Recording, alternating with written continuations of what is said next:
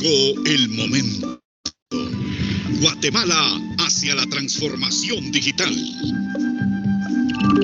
El gobierno de Guatemala manifiesta su firme compromiso con la transformación digital de las instituciones del organismo ejecutivo a través de la institucionalización de medidas, programas y proyectos de gobierno digital como herramienta esencial en la modernización de los servicios, transparencia en la gestión de los órganos de la administración pública y diseño eficiente de procesos, donde el ciudadano resulte ser el protagonista en el proceso de transformación del Estado a través de la creación de un ecosistema de colaboración e innovación, con la participación activa de los distintos sectores del Estado. Se analizan distintos elementos conceptuales y legales en materia de gobierno digital con su respectiva alineación a la Política General de Gobierno 2020-2024. De esa cuenta se llega a la definición del Plan Nacional de Gobierno Digital 2020-2026 con sus objetivos y ejes estratégicos, la hoja de ruta para su implementación, así como el sistema de seguimiento y evaluación con su respectiva estrategia de comunicación. La esencia del gobierno digital es transformar la administración pública. De esa cuenta se espera consolidar un gobierno más robusto, con mayor velocidad para adaptarse al cambio, mayor probabilidad de dar continuidad a los programas, menores costos de operación y mejor eficiencia en la prestación de servicios públicos con un enfoque en el ciudadano. El Plan Nacional de Gobierno Digital 2020-2026 está previsto para desarrollarse durante el presente periodo de gobierno. Sin embargo, se busca la consolidación de procesos y resultados a fin de garantizar la sostenibilidad y trascendencia de estos.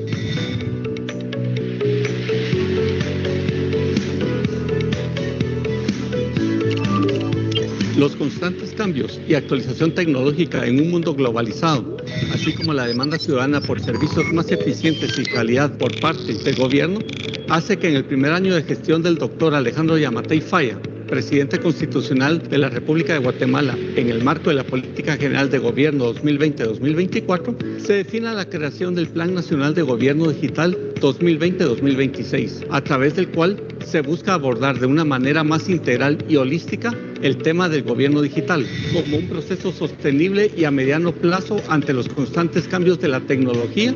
Se tiene como prioridad atender y resolver oportunamente las gestiones de los ciudadanos. El Plan Nacional de Gobierno Digital se orienta a atender el pilar Estado responsable, transparente y efectivo, contenido en la Política General de Gobierno con su meta estratégica. Para el año 2023, los 14 ministerios del Estado cuentan con programas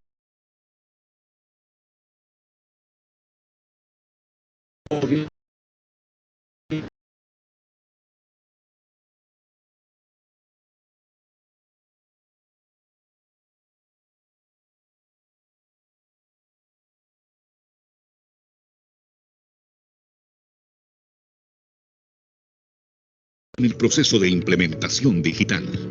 Juntos lo lograremos.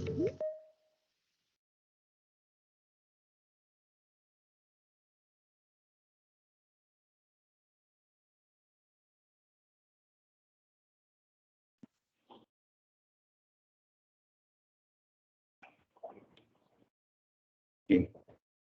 Muy buenos días a todos, bienvenidos nuevamente. Es un gusto poder estar con ustedes en este miércoles de webinar. Mi nombre es Daniel de León, tengo el placer de darle la más cordial bienvenida en nombre de la Comisión Presidencial de Gobierno Abierto y Electrónico, GAE. Pues como cada miércoles traemos ahí un tema interesante y pues que sabemos que nos va a servir a nosotros en nuestras instituciones o en nuestras empresas para poder protegernos o para poder desarrollar. Y hoy los amigos de Fortinet nos traen herramientas para prevenir el ransomware. Sabemos que pues ha estado sonando mucho el ransomware y es demasiado peligroso para, pues considero que para cualquier institución o empresa, ¿verdad?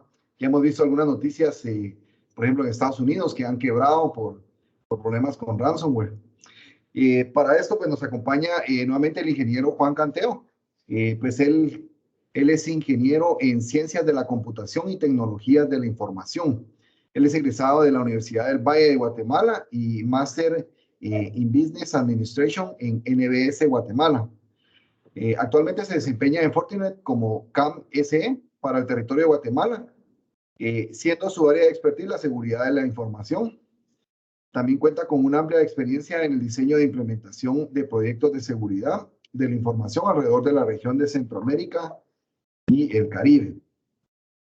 Pues la dinámica pues va a ser la misma. Vamos a mantener las cámaras y los micrófonos apagados para que no interrumpamos la charla, y vamos a dejar un espacio al finalizar de la charla para poder resolver las dudas que ustedes vayan teniendo. Perdón. Si alguien pues no tiene micrófono, puede poner su pregunta en el chat y con mucho gusto las podemos leer. Pues sin nada más que agregar, pues le doy la bienvenida al ingeniero Juan Canteo. Nuevamente, muchas gracias por estar acá con nosotros y apoyarnos. Le dejo el micrófono. Adelante, ingeniero. Gracias, Daniel. Buenos días a todos. Es un placer para mí estar por acá con ustedes una vez más. Hoy vamos a hablar un poco acerca del tema del ransomware. Les voy a colocar mi pantalla. Permítanme un segundo.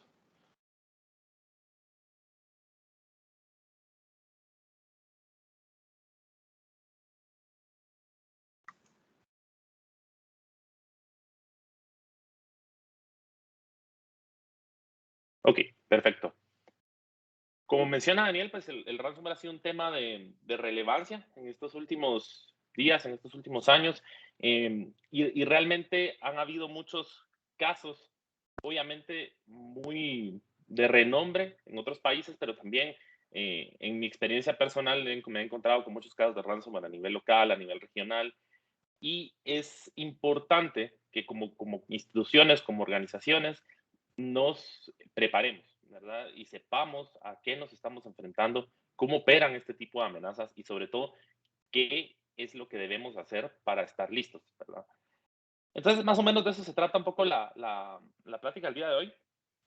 Vamos a empezar hablando un poco de estadísticas interesantes, principalmente a nivel Latinoamérica. ¿Verdad? ¿Cuál ha sido el impacto de ransomware? Hemos tenido muchos casos famosos de ransomware a nivel de países como Argentina, a nivel de países como Chile, México, Brasil, en donde las compañías a diferentes segmentos, ¿verdad? Segmentos bancarios, segmentos de gobierno, segmentos de energía, han sufrido mucho y han perdido pues mucho dinero, ¿verdad? Al final el ransomware no se trata de nada más que de dinero, ¿verdad? Se busca ganar dinero mediante la ejecución de este tipo de ataques. Vamos a hablar un poco más a detalle del funcionamiento en las siguientes slides, pero es importante que veamos un poco la distribución. Vemos muchos ataques en Colombia, muchos ataques en Perú, México, y sobre todo en ese 20% de otros, que es donde estamos realmente el resto de Latinoamérica, que han habido bastantes ataques. Un tema muy importante acerca de esto es que depende mucho de las normativas de cada país y de cómo opera la ley respecto a este tipo de ataques. No en todos los países está regulado que las compañías hagan un disclosure, ¿verdad? Un statement público en donde ellos digan que fueron atacados. Entonces, es muy probable que lo que nosotros estemos viendo en las estadísticas o que lo que nosotros vemos en las noticias son únicamente los ataques que tuvieron un efecto tan grande que se dio cuenta la gente o que se dio cuenta el público, o en donde la regulación pues obliga a las empresas a mostrar este tipo de ataques, ¿verdad? En pro de sus clientes y pues obviamente de todo el país.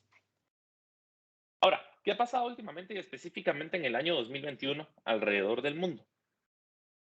Hemos visto muchos ataques bastante nombrados, ¿verdad? El caso del pipeline de Colonial en los Estados Unidos, ¿verdad? Este ha sido catalogado como el ataque más grande a un sistema de energía en los Estados Unidos. Y vamos a darnos cuenta que hay muchas ramificaciones respecto a estos ataques, ¿verdad? No es únicamente las consecuencias que llegan a las compañías, ¿verdad? Sino que el público en general forma parte de las consecuencias de estos ataques. Por ejemplo, en el ataque a este pipeline, ¿verdad? Esta transmisión de crudo, pues causó que no se pudiera mover pues, el petróleo, la gasolina, por muchos días. Y esto causó compras de pánico a nivel de gasolina, escasez de gasolina, aumento de precios en algunos estados, en Estados Unidos. Entonces las ramificaciones van más allá de únicamente el ataque y lo que el ataque puede representar para la organización o la compañía que está siendo atacada. Este ataque específicamente se le atribuyó a un grupo criminal que se llama DarkSide, que está basado en Europa del Este. Y es muy interesante porque esta gente de DarkSide, en el caso del ransomware que atacó a Colonial, ellos salieron a declarar que realmente no era de su interés causar escasez de petróleo y que la gente comprara gasolina por pánico, sino que ellos únicamente querían plata. Y eso va a ser un denominador común a nivel de los ataques de ransomware. Si nosotros en algún momento sufrimos algún ataque de ransomware, se empiezan a cifrar servidores, equipos, muy probablemente, muy rápido, vamos a recibir un correo solicitando plata, pago en criptomonedas, y esto es básicamente el objetivo final de los ransomware.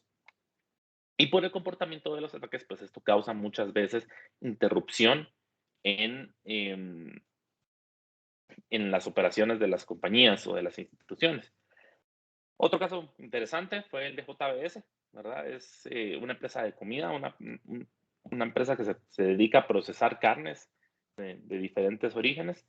Y pues este fue realizado por los rusos, ¿verdad? Un grupo de atacantes, de hackers rusos, que se llama REvil, es hasta el momento quien está sospechoso que está detrás del ataque. Digamos, esto sí es algo que aún no está resuelto, ¿verdad? Pero un tema importante es que el 10 de junio se confirmó que ellos pagaron 11 millones de dólares en criptomonedas como pago de recompensa después de consultar con expertos en ciberseguridad. Y esto nos dice algo muy importante acerca de los ataques de ransomware, y es que una vez ya hemos sido afectados por ransomware, es muy difícil revertirlo, ¿verdad? Una vez ya nuestros equipos fueron cifrados, excepto que sea un ransomware muy común en donde se encuentre a disponibilidad un descifrador, es muy complicado regresar, ¿verdad? Es muy complicado hacer ese rollback, ¿verdad? Sin embargo, como lo vamos a ver más adelante, hay herramientas que se encargan específicamente de prevenir estas encripciones. También a nivel de la NBA, a nivel del básquetbol, hubo un ataque por parte de un grupo de hackers que se llama Babook, que robó aproximadamente 500 gigas de información confidencial de un equipo de básquetbol, ¿verdad? De los Houston Rockets. Y estos documentos confidenciales incluían información financiera, contratos, y esto fue, en este caso, lo que se solicitó a la recompensa. Si ustedes no nos dan la recompensa, pues estos documentos confidenciales se van a hacer públicos, y había salario de gente, había pagos, situaciones económicas de los equipos, entre otras cosas. Entonces, luego de estos ejemplos, es importante discutir un poco cómo funciona el ransomware o cómo funciona el cibercrimen en este sentido. Y esto ha sido algo que en los últimos años ha cambiado mucho. En un principio, pues los hackers pues, eran técnicamente muy capaces, personas que por ideología, por robar dinero, pues hacían este tipo de ataques, pero ahora pues ya hay una estructura criminal, digamos, detrás de todo el tema de los ciberataques. Ahora tenemos un malware as a service. ¿Qué quiere decir esto? Que los verdaderos atacantes o los verdaderos criminales, estas organizaciones criminales, pues no necesitan tener conocimientos técnicos profundos para lanzar un ataque de este tipo. Ellos solo necesitan conocer su víctima, contactarse con las personas adecuadas y realizar un pago. Entonces, por lo general, la forma en la que esto funciona es, yo formo parte de una organización criminal, encuentro una víctima, encuentro a una organización que me haga ransomware as a service o un malware as a service, les digo quién es mi víctima, ellos se encargan de vulnerarlo, de solicitar la recompensa y luego nos repartimos las ganancias. Así es como por lo general funciona ahora. Entonces ya es una estructura compuesta de cibercrimen que ya no es únicamente ya no son hackers que están en sus cuartos o que están en una cafetería, sino que ahora pues ya son estructuras formales en donde se encuentran gente que produce malware o ransomware, hay partnerships con organizaciones criminales y digamos, se ha convertido en una pequeña bola de nieve en donde realmente ya son estructuras criminales formales. Entonces, lo que nos dice esto es que deberíamos de protegernos a nivel de ataques informáticos con la misma importancia que le ponemos, por ejemplo, la seguridad física, al sistema de alarmas, a policías en las entradas de nuestras organizaciones, etcétera. Entonces, ¿cómo funciona el ransomware y cómo podemos prevenirlo? ¿Verdad? Esa es la pregunta más importante. ¿Qué podemos hacer al respecto? Por lo general, hay un primer paso que es la entrega, ¿verdad? Aquí es donde llega un correo electrónico de phishing, donde nos metemos a una página de internet que está vulnerada y descargamos algún tipo de malware, donde recibimos el típico correo, ¿verdad? Usted tiene una factura y hay un PDF, o a veces los correos se hacen parecer como que vienen de dentro de las compañías, ¿verdad? Y este es un tema de Business Email Compromise, en donde, o BEC, en donde ya recibimos un correo aparentemente del gerente general o del presidente de la organización solicitando, por favor ingrese a este link, es urgente, estoy de viaje, haga este proceso. Y entonces, pues ya la persona que lo recibe dice, bueno, esto viene de parte de la alta gerencia, ya ingresa y realiza algún tipo de procedimiento y pues infecta. Y ese es el segundo paso, ¿verdad? El ataque inicia en el momento en el que alguno de los usuarios de nuestras organizaciones le da clic a un link dentro de un correo, ingresa a un sitio web comprometido, descarga y abre un adjunto de correo, y aquí empieza el ataque.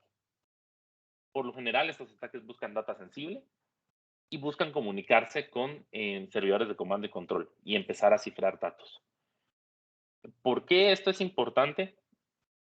Saberlo, porque nosotros no deberíamos de buscar únicamente una solución que me ayude con la parte del cifrado, ¿verdad? No deberíamos de estar buscando únicamente una solución que me ayude a que no me cifren mis archivos, sino que nosotros deberíamos de estar buscando bloquear este tipo de ataques compuestos en los primeros pasos, en donde es más sencillo. Es infinitamente más sencillo, técnicamente hablando, bloquear un correo de phishing, bloquear el acceso a sitios maliciosos, que bloquear el cifrado de una carpeta o la conexión a un servidor de comando y control. Y luego de esto, lo que hay por lo general es un movimiento lateral. A veces esto pasa antes de que nosotros veamos algún tipo de ataque o de ejecución dentro de los equipos. Por lo general hay un movimiento lateral antes. Esto se aprovecha de la segmentación de nuestras redes. Muchas veces hay redes que son planas, en donde no existe una segmentación, y por medio del protocolo de SMB, de las famosas vulnerabilidades de Blue Ocean, de sistemas Windows no parchados, se despliega a nivel de todos los equipos de la red estas amenazas. Y hasta el momento en donde ya no puede diseminarse más, entonces se ejecutan los verdaderos ataques. ¿Vale? Empezamos a ver equipos cifrados, empezamos a ver conexiones maliciosas hacia Internet, robos de información, etc. Entonces, ¿qué deberíamos estar buscando? Y aquí, pues las soluciones van a estar en la anotación de nosotros, pero al final, pues son soluciones de, por ejemplo, protección de correo electrónico, de sandboxing. Más adelante vamos a estar hablando a detalle de qué hacen estas soluciones, pues en general, bueno, y obviamente pues desde una perspectiva de nosotros. Soluciones de EDR, Endpoint Detection and Response, soluciones de protección de dispositivos como antivirus de siguiente generación y firewalls perimetrales. Bueno, en este caso, todos ayudan en un proceso de delivery de una forma u otra. Y luego, conforme vamos pasando en las diferentes etapas, menos soluciones nos van ayudando. Y en ese momento es donde nosotros tenemos que darnos cuenta de que es más sencillo porque tenemos más formas de hacerlo en las primeras etapas de los ataques. Y más adelante son soluciones muy específicas que son las que nos ayudan a protegernos. Entonces, ¿cuáles van a ser las herramientas? Y lo vamos a tomar desde una perspectiva general. Primero que todo, pues protección perimetral a nivel de firewall, ¿verdad? Esta es una imagen de los módulos que trae nuestra solución. Sin embargo, las soluciones de firewall perimetral nos van a ayudar mucho en esto porque, por lo general, son las que nos van a ayudar a evitar el acceso a sitios maliciosos. Si nosotros damos clic a un link y ese link es de un sitio malicioso, por lo general, los equipos de firewall perimetral incluyen este tipo de protecciones. Nosotros ya hacemos un filtrado web. ¿Verdad? En el caso de nosotros también tenemos un filtrado de correo que no es necesariamente un anti-spam, sino que en este caso pues, nosotros escaneamos el tráfico de tipo de correo y buscamos ahí qué es lo que hay. Otra cosa muy importante es que a nivel de Advanced Threat Protection existe también algunas funcionalidades que nos ayudan con esto. Luego, a nivel de protección de correo electrónico, debemos tener una solución de protección de correo electrónico. Es quizás de las cosas más importantes. El phishing sigue manteniéndose como el vector de ataque más utilizado y más eficiente por parte de los atacantes. Esto es de suma importancia porque al final las organizaciones y sus políticas y procesos de seguridad son tan fuertes como su usuario más vulnerable. Entonces, a veces nosotros podemos tener tecnología, podemos tener políticas y procesos bien redactados, pero si no tenemos usuarios concientizados que puedan caer en ataques de phishing, vamos a tener problemas. Y estas herramientas nos ayudan justamente a bloquear estos correos de phishing. Nosotros, específicamente en Fortinet, tenemos soluciones de correo electrónico para diferentes casos de uso, ¿verdad? Cuando los servidores de correo se encuentran en el sitio, cuando los servidores de correo se encuentran en la nube y cuando utilizamos servicios de correo electrónico como Office 365 o Gmail. ¿Verdad? Tenemos también protección para ese tipo de ambientes, pero la parte más importante es que estas soluciones deberían de hacer algunas protecciones avanzadas, de las que voy a hablar ahora. Empezando por una protección de clic de URLs. Básicamente, este tipo de funcionalidades lo que hacen es que yo recibo un correo con un link y en el momento en el que yo recibo ese correo, por lo general, los anti-spam lo revisan. Pero a veces lo que hacen los atacantes es que mandan un link dentro de un correo y esperan un tiempo prudencial para direccionar la resolución de ese link hacia un servidor malicioso o hacia una IP maliciosa. Y esto lo hacen para brincarse esa protección. ¿Qué se hace con una protección de clic? Prácticamente esta revisión del link se vuelve a hacer en el momento en el que el usuario le da clic. Entonces, no es solamente cuando el correo pasa a través del anti-spam y llega al servidor de correo, sino el momento en el que el usuario final le da clic a ese link se chequea contra el anti-spam, se chequea contra el internet y se permite o no el acceso a ese link. Eso se hace por lo general por medio de una reescritura de estos enlaces y eso pues ayuda en esos correos de phishing en donde hay un link. Además de eso, también hay características de desarmado y reconstrucción de contenido en donde los correos y sus adjuntos se le elimina todo lo que es malicioso, o sea, imágenes, enlaces, macros, y se entregan versiones pues reconstruidas de los adjuntos a los usuarios. Y finalmente la parte de sandboxing. Es muy importante que la solución de correo esté conectada con una solución de sandbox. Ahorita vamos a hablar más a detalle de las soluciones de sandbox y la detección del impersonation, ¿verdad? Lo que les decía, cuando alguien se hace pasar por alguien más.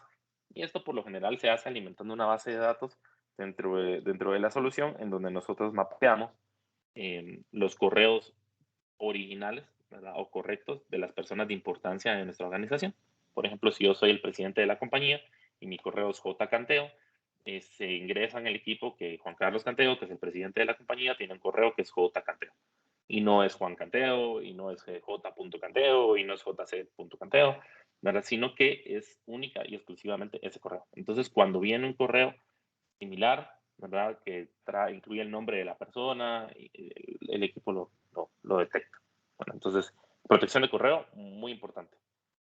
Nosotros también tenemos a disposición, y esto es algo importante, y se los voy a colocar en el chat, que nosotros tenemos también a disposición un assessment. Nosotros realizamos un assessment a nivel de organizaciones y compañías que tienen correo electrónico en herramientas como Office 365 o Gmail. Entonces, ustedes son usuarios de este tipo de herramientas.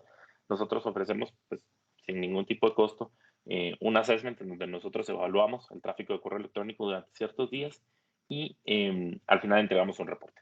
Y este reporte puede servir para justificar la adquisición de una solución de protección de correo electrónico o para darnos cuenta de qué tan bien o qué tan mal estamos respecto de protección de correo electrónico. Al final les dejo mis datos para que puedan contactarme si están interesados.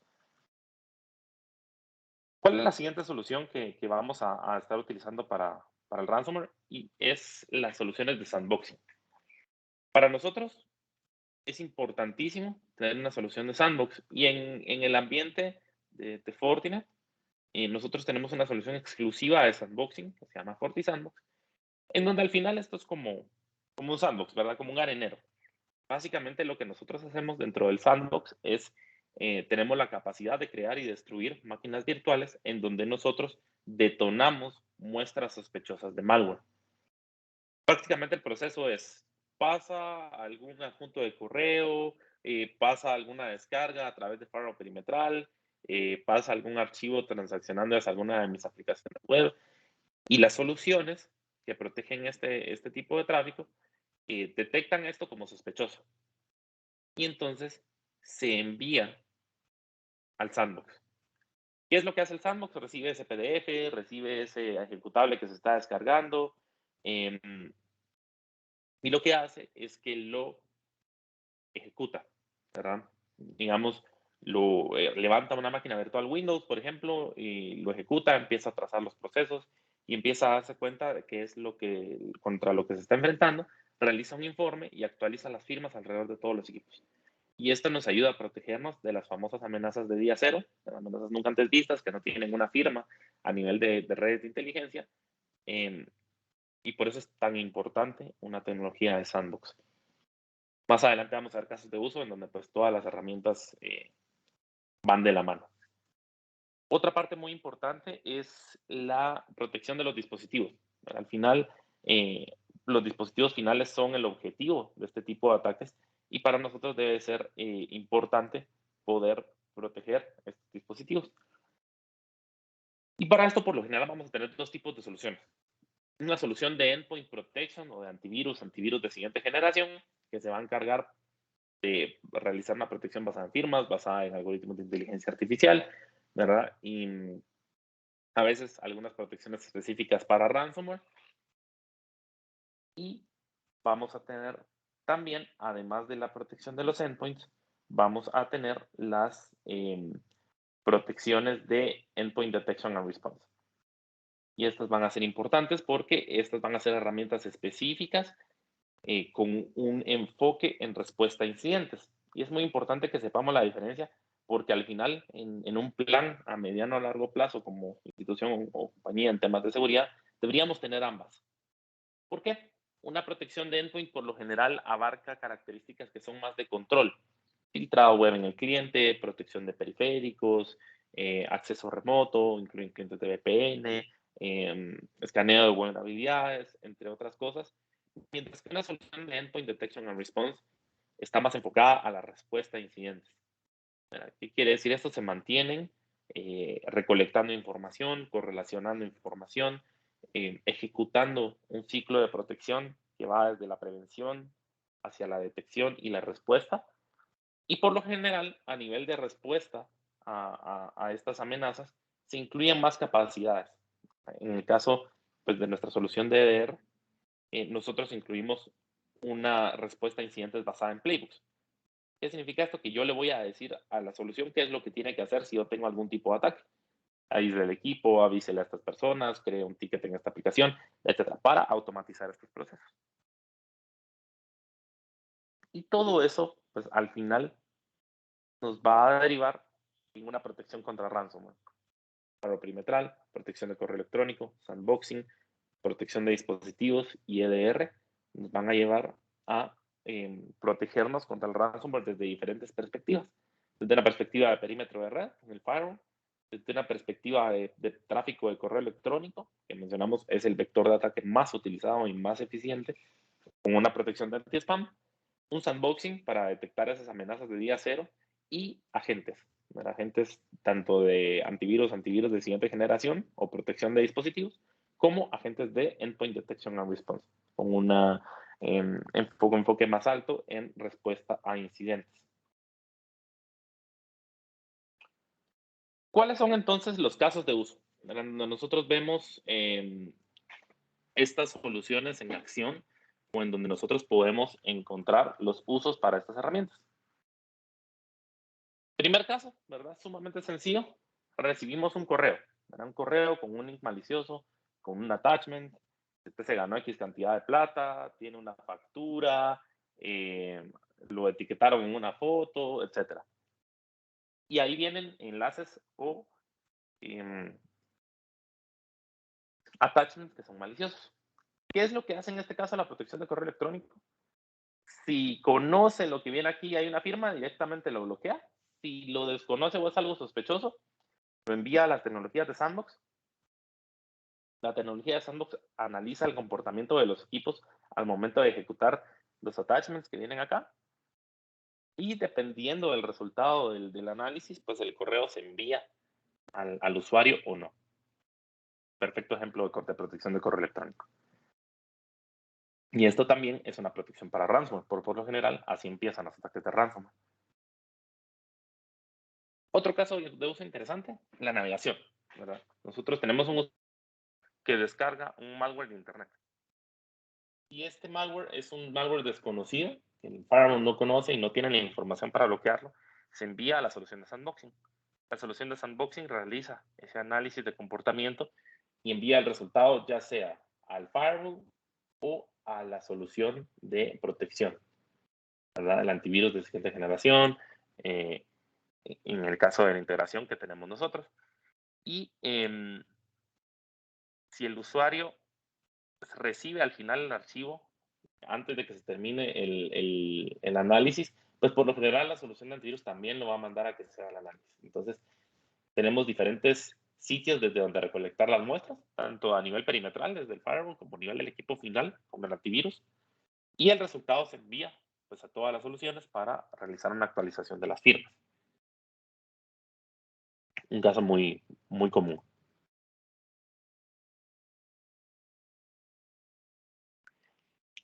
¿Qué otra cosa vemos a nivel de protección? Y esta es, si se dan cuenta, vamos como paso a paso de las partes de los ataques de ransomware. Aquí ya vamos por la parte de desplazamiento lateral. ¿Cómo interrumpimos nosotros el desplazamiento lateral? Y aquí, por lo general, hay que profundizar un poco más en el tema. Por lo general, o la mayoría de las veces, nosotros tenemos infraestructura separada de seguridad. Nosotros tenemos nuestros switches, nuestros access points, que nos garantizan conectividad entre dispositivos, pero por lo general esto no lleva a seguridad. Nosotros necesitamos seguridad a nivel de las redes internas, a nivel de los switches, a nivel de los access points, para casos de uso como los que vamos a ver ahorita. Entonces, imaginémonos que tenemos un equipo comprometido dentro de la infraestructura, ya sea que se comprometió por medio de nuestra red o por medio de la red de su casa, o es una persona que viene de fuera, o es alguien que entró y se conectó en algún punto de red, sea cual sea la razón. Hay un equipo comprometido dentro de la infraestructura y está tratando de propagar malware a otros hosts. Entonces aquí hay varias cosas, ¿verdad? Si nosotros pues tenemos equipos protegidos con protección de endpoint, pues, o con protecciones de EDR, estos se va a enviar a sandboxing para el análisis si se desconoce, y si es conocido simplemente se va a bloquear. Pero también hay una parte importante, y es que si esto es malicioso, se va a enviar al firewall también, y el firewall va a tomar las acciones correspondientes. En este caso, yo estoy representando una integración entre los switches y el firewall. Esto es algo que pasa en nuestro ecosistema, en el ecosistema de Fortinet. Y esta integración, al existir, coloca a los equipos vulnerables, a los equipos comprometidos, en una cuarentena a nivel del puerto del switch en el que estén conectados o a nivel del access point en el que se encuentran conectados si la conectividad es inalámbrica. Y de esta manera nosotros podemos proteger el resto de nuestra red a nivel de capa 2, ¿verdad? Sin necesidad de que exista la segmentación de red y que ese tráfico tenga que pasar a través del firewall, sino que simplemente lo vamos a hacer a nivel de los switches. Y finalmente, soluciones como EDR son el último recurso, ¿verdad? La última protección. Y este es un tema importante porque muchas veces se ve al revés, ¿verdad? Se piensa, yo tengo que adquirir una solución de EDR porque es la protección primordial contra el ransomware. Sin embargo, según hemos visto respecto del proceso de la amenaza y de las soluciones que pueden formar parte también de la protección, realmente es el último recurso. ¿Por qué? Porque el EDR por lo general va a empezar va a entrar a la cancha cuando todo no funciona. Por ejemplo, si recibimos un correo phishing, la solución de correo electrónico no detecta nada, firewall no detecta nada, el correo llega al usuario, el usuario descarga el ransomware se propaga y hasta ahí entra el EDR a jugar. Ya él bloquea la comunicación con servidores de comando y control, bloquea el cifrado de los equipos, bloquea el robo de información, pero hasta que todo lo demás no funcionó. Y esto no debería de ser el caso ideal, esto debería de ser la excepción, ¿verdad? En el caso de que la amenaza es tan avanzada o tenemos mala suerte de que en ese momento no teníamos licencias o cualquier cosa, ¿verdad? El EDR tiene que entrar a jugar hasta ese momento. También a nivel del el funcionar únicamente del correo, ¿verdad? Nosotros también lo detectamos con EDR. Y también, pues nosotros nos mantenemos monitoreando los equipos con EDR.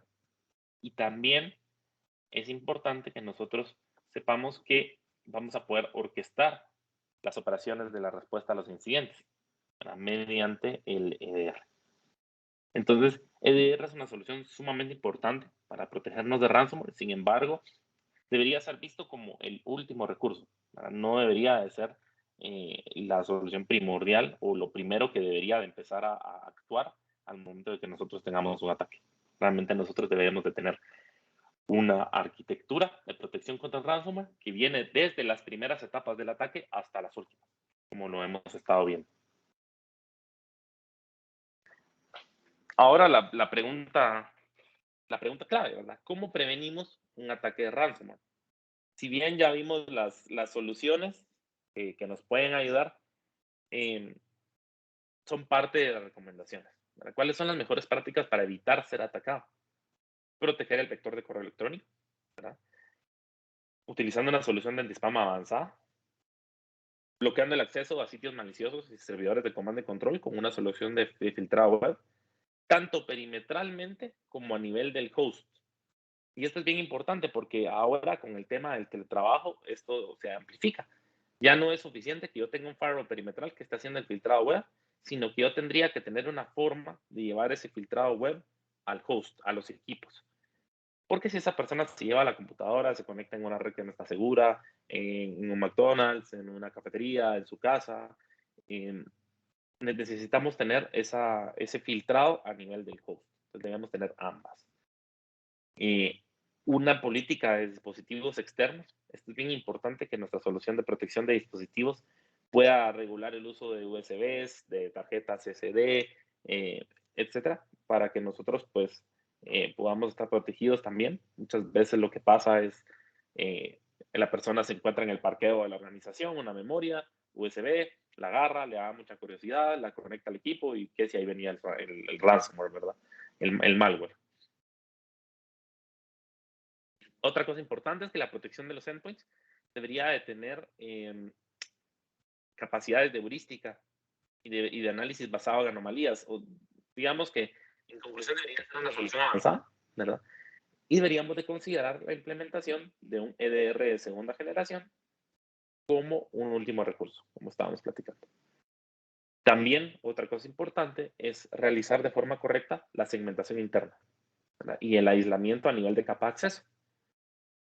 Y finalmente, una solución de sandboxing, ¿verdad? Una solución de sandboxing puede ser la diferencia entre una arquitectura de seguridad promedio y una arquitectura de seguridad avanzada, ¿verdad? Mediante las implementaciones que nosotros podamos darle o las interacciones que puedan existir. Finalmente, ¿cómo respondemos? ¿Verdad? Digamos que esto es cómo evito ser atacado. Pero si ya me comprometieron, ¿cómo respondo? Y aquí hay algunas mejores prácticas que nos pueden servir para mitigar incidente. Y en el caso ideal, los compromisos pues, de este tipo deberían ser detectados y debería haber una respuesta automática. Entonces, implementar automatización, como la que hablamos a nivel de switches, firewall, nos puede ayudar a mitigar el alcance de un ataque, ¿verdad? Que si nosotros tenemos al final equipos comprometidos y empezamos a sufrir, que eso se limite a la porción más pequeña de mi red posible, ¿verdad? Otra cosa importante es que debemos de tener o procurar tener integración entre las soluciones, ¿verdad? Un ambiente más integrado pues va a proveer una respuesta más coordinada. Esto es sumamente importante.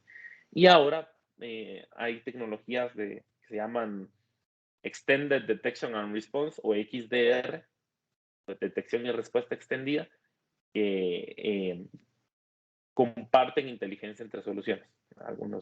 Algunos fabricantes lo tenemos y esto puede ser un siguiente paso lógico. Otra cosa importante es que deberíamos de tener pues, capacidades de remediación o de rol a nivel de nuestras protecciones de endpoint. Nosotros en el caso de nuestro EDR, por ejemplo, tenemos la capacidad de hacer un rollback de archivos cifrados y de reemplazarlos con las versiones originales en el momento del ataque, ¿verdad? No después. Pero en el momento del ataque sí, nosotros tomamos copias en el momento en donde se está realizando el cifrado y mantenemos en caché una copia limpia de los archivos que están siendo cifrados para al momento de que nosotros bloqueemos el proceso y por ende el ataque, nosotros podamos restablecer estas copias. Bastante importante. También nuestra solución de protección de dispositivos debería tener la capacidad de proveernos información, ¿verdad? Información a nivel de una posible investigación post-incidente, información de tipo forense, qué llaves de registro se cambiaron, a qué IP se conectó el ataque, de dónde venía, a qué usuario, ¿verdad? Que al final esas son las preguntas que muchas veces nos van a hacer a la gente relacionada en tecnología, es quién hizo el ataque, de dónde venía, en qué consistía, qué se cambió, qué se regresó, ¿verdad? Etcétera. Otro tema sumamente importante y que al final podemos ser víctimas del pánico en este sentido, y es si un ataque de ransomware resulta en la solicitud de un pago por recompensa, el pago no siempre es igual a la recuperación, ¿verdad? Hay veces, en el peor de los escenarios, recibimos un ataque de ransomware, somos afectados, nos solicitan un pago, hacemos el pago y no nos envían la llave. Eso es algo que puede pasar, ese es el peor de los escenarios. Y al final también una estrategia de backup y recuperación puede ser útil como un último recurso, ¿verdad? Hacer backups de los equipos o de los servidores más importantes periódicamente puede ayudarnos a que en el momento de un ataque, si ahí definitivamente ya no se pudo hacer nada, entonces hagamos un backup, para que este backup sea reciente.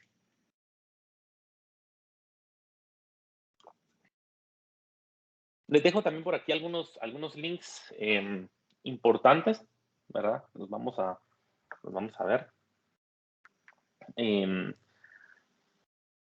Tenemos, por ejemplo, nuestro Threat Insider, es un reporte que nosotros tenemos a nivel de Latinoamérica, ¿verdad? En donde nosotros, pues básicamente por región y por país, realizamos un análisis de cómo se ve todo el tema de amenazas. También tenemos un Threat Map, en donde nosotros pues mostramos cómo está el tema de los ataques a nivel mundial. Este es un tema importante para que nosotros podamos estar pues informados, ¿verdad? desde dónde, hacia dónde están los principales ataques a nivel mundial. Y esto es algo que generamos nosotros únicamente desde nuestra inteligencia, desde nuestra red de inteligencia global. Entonces, se los voy a mostrar por aquí. Básicamente lo que nosotros hacemos es que estamos permanentemente en vivo registrando todas las detecciones que nuestros equipos realizan a nivel de nuestra base instalada. No está de más decir que es la mayor del mundo. Y nosotros aquí estamos permanentemente revisando qué es lo que está pasando. También tenemos un Solution Brief, es un documento acerca de ransomware, en donde pues nosotros detallamos un poco todo lo que es el ransomware para nosotros, ¿verdad? ¿Qué se puede hacer al respecto? ¿Qué soluciones deberíamos estar implementando? Un poco como un extracto de lo que hablamos el día de hoy, ¿verdad? Y ahí hay información importante.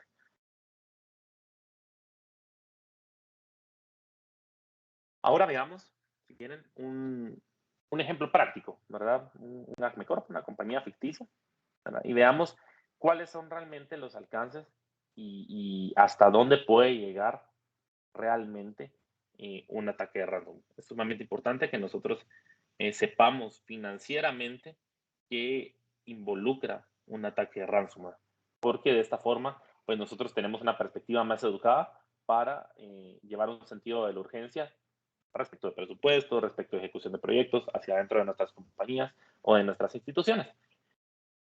Y prácticamente, veamos un ejemplo, ¿verdad? Para una compañía, pues, ficticia. Nosotros tenemos una compañía pequeña, ¿verdad? Una organización pequeña, 150 usuarios y dispositivos, un equipo de IT y de seguridad reducido de 4 personas. Se comprometieron vía un correo de phishing, anuncio del criminal, envía un correo de phishing, llega hacia un dispositivo y se comprometió, ¿verdad? A nivel de reputación, el costo que la compañía decreta para su reputación son $50,000 y el valor aproximado de la información de los usuarios es de $150,000. Y finalmente, hay un costo por día de no operar. En caso de que el ataque de ransomware pare la operación de la institución, se pierde aproximadamente $15,000 todos los días. Y lo que están solicitando son $50,000 como pago, ¿verdad?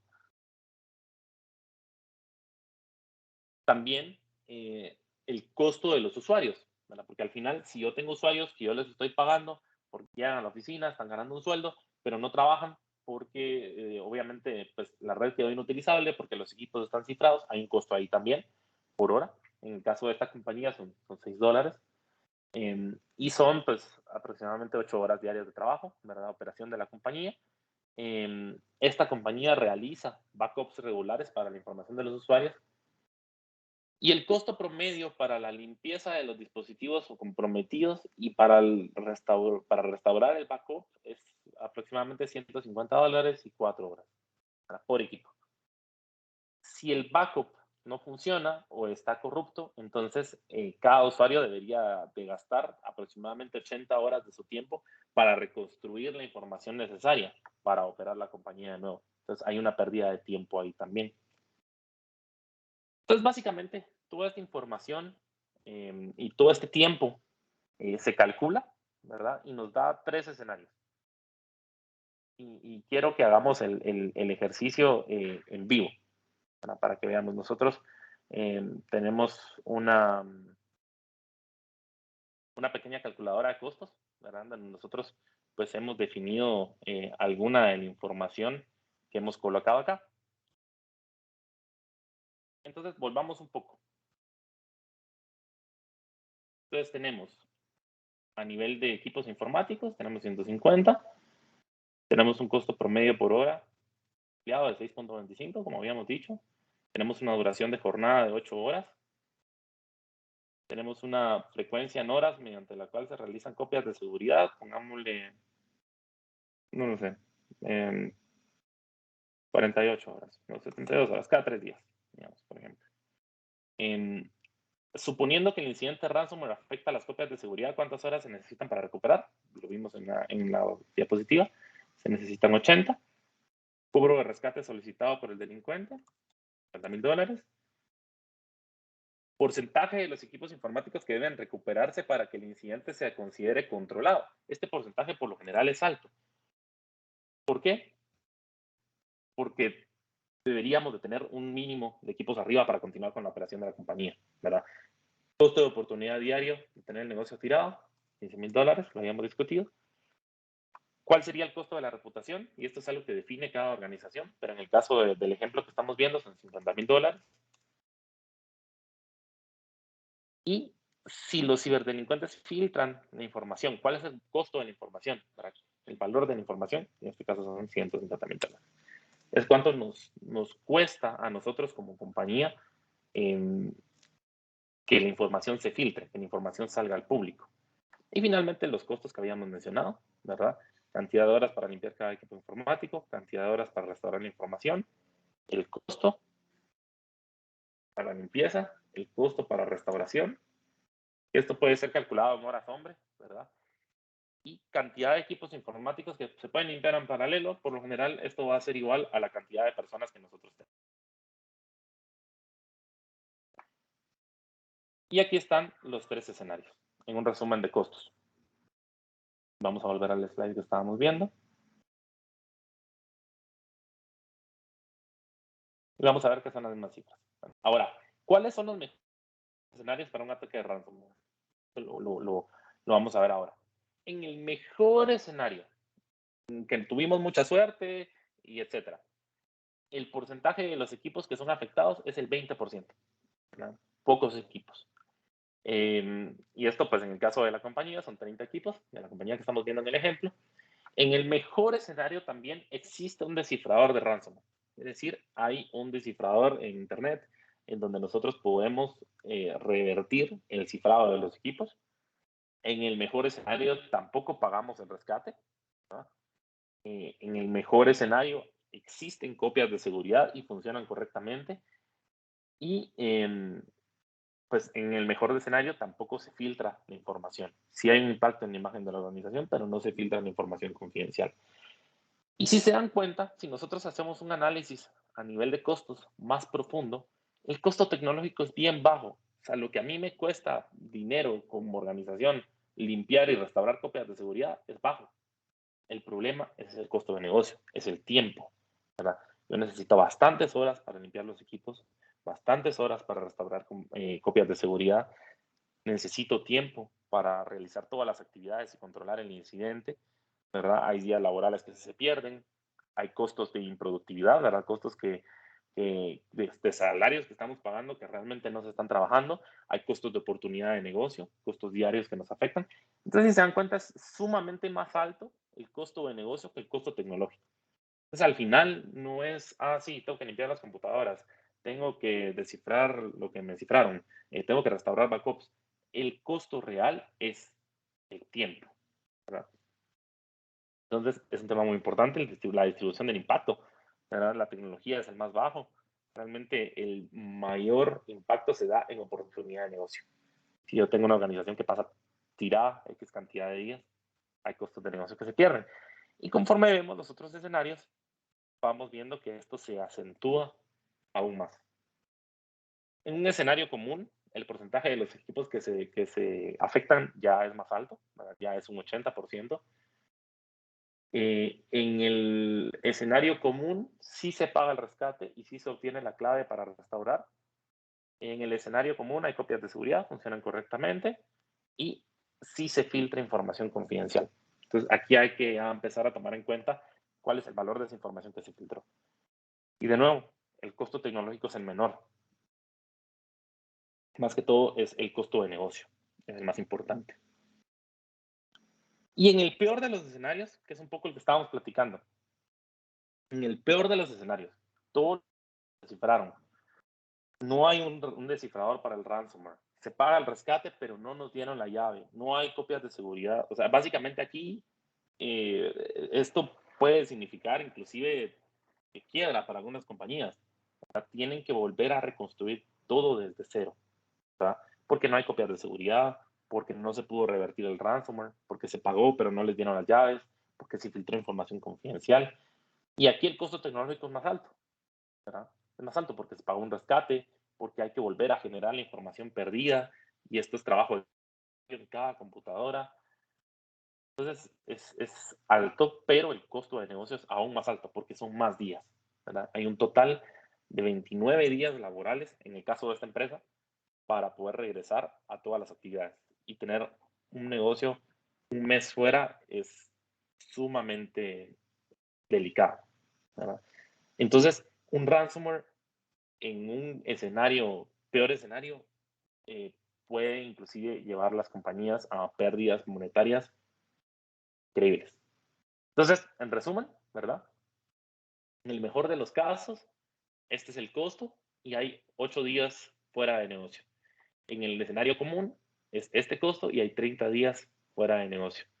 Y en el peor de los escenarios, el costo es aún más alto. El tiempo que estamos fuera es menor, sorprendentemente, porque es más lento restablecer todos los backups que empezar desde cero con los equipos, pero empezamos sin información, perdimos todo. Ahora, ¿cuál es el costo aproximado de todo lo que acabamos de hablar en temas de soluciones de seguridad? Es este. Y aproximadamente 0 días fuera del negocio. Entonces, cuando nosotros hacemos este tipo de análisis, nos damos cuenta que realmente el costo de protegernos es sumamente menor respecto que el costo de ser afectados. Y esto es un discurso que nosotros deberíamos de llevar al interno de nuestras organizaciones a la hora de definir presupuestos, a la hora de definir estrategias de seguridad, porque al final el ransomware es algo que existe, es algo que está allá afuera, ¿verdad? Y que nos afecta a todos, ¿verdad? Entonces, ese es un tema muy importante, que incluye en este caso, pues, la protección que estaríamos implementando, ¿verdad? ¿Cuál sería la recomendación para este Acme Corp? Pues primero que todo, una protección perimetral de firewall, ¿verdad? Con su respectivo equipo de analítica para poder empezar a hacer reportería, de inteligencia, etc.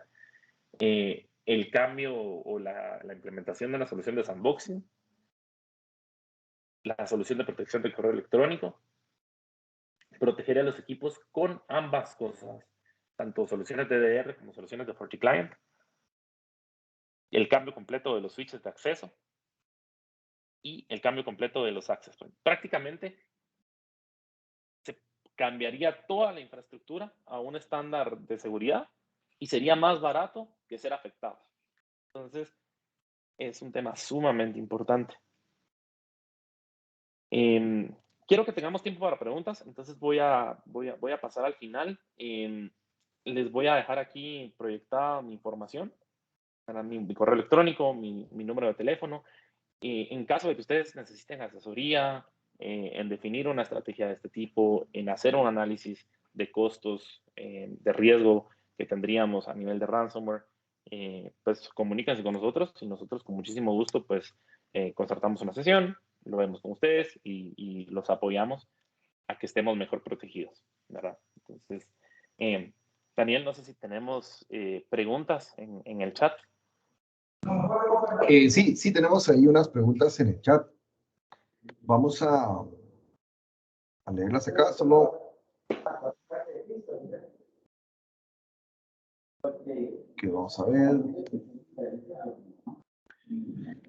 Dice Jorge Mario Alvarado, ¿se puede localizar a los hackers que hacen daño a las páginas, computadoras, servidores por internet?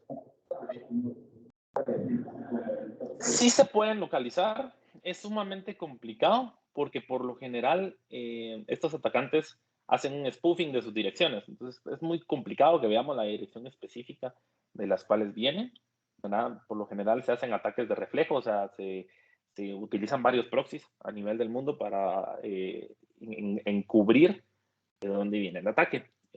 A nivel de nosotros tenemos una red de inteligencia global que nos ayuda a registrar todos estos ataques. Entonces nosotros tenemos mucho del ambiente de ciberseguridad constatado dentro de nuestra red de inteligencia.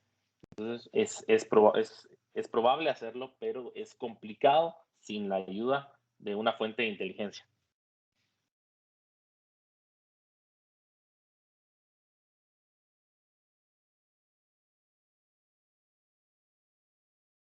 Ok, muy bien. Tenemos por acá también otra pregunta. Es que está.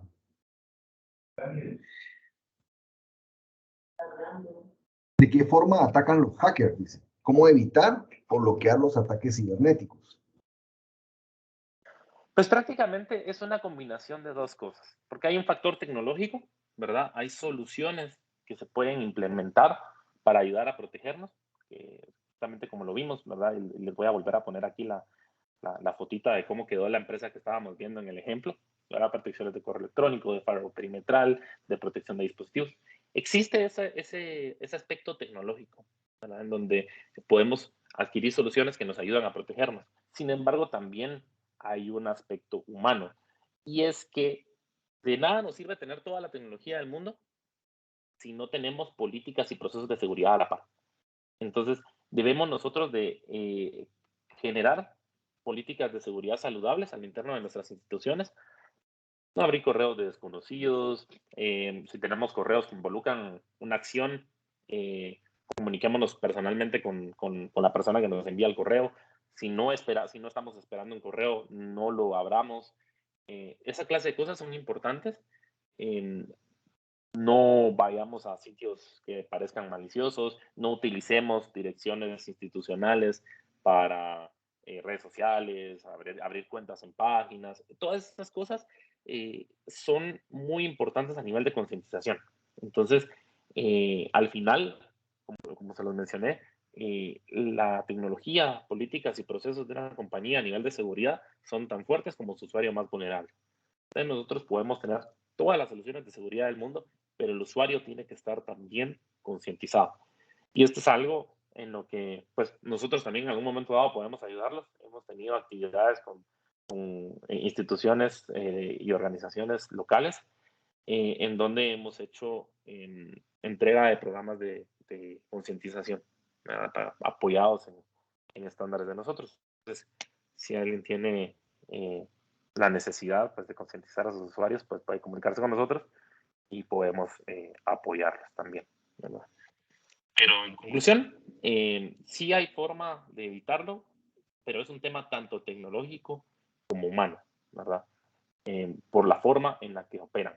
Y básicamente debemos de intentar bloquear o no ser vulnerables a esto desde el principio, desde los correos de phishing, desde los links, desde toda esta clase de cosas para evitar ser vulnerados, ¿verdad?